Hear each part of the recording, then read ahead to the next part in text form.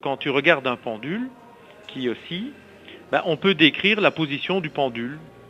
Et cette position va donner une fonction qui va être aussi une fonction en ondulation, si tu veux.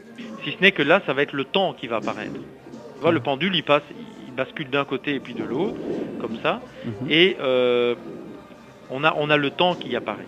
Et ce qui se passe, c'est que on peut faire ce qu'on appelle un pendule forcé. Alors, dans un pendule forcé, c'est ce qu'on trouve dans la cathédrale Saint-Jacques de Compostelle. C'est l'encensoir géant qui est utilisé dans cette cathédrale où, justement, on utilise les propriétés de ce pendule et on fait osciller tout doucement le pendule. Et alors, il y a des gens qui tirent, si tu veux, sur le pendule pour changer la longueur. Ça, c'est ce qu'on appelle le forçage d'un oscillateur. En faisant ça, ils arrivent à avoir un pendule qui va toucher le plafond de la cathédrale. C'est ce qu'on appelle un phénomène de résonance.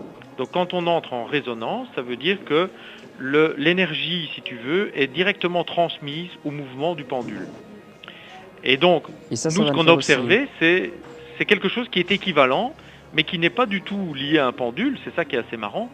C'est que tout s'explique comme si c'était un pendule alors que c'est une feuille comprimée.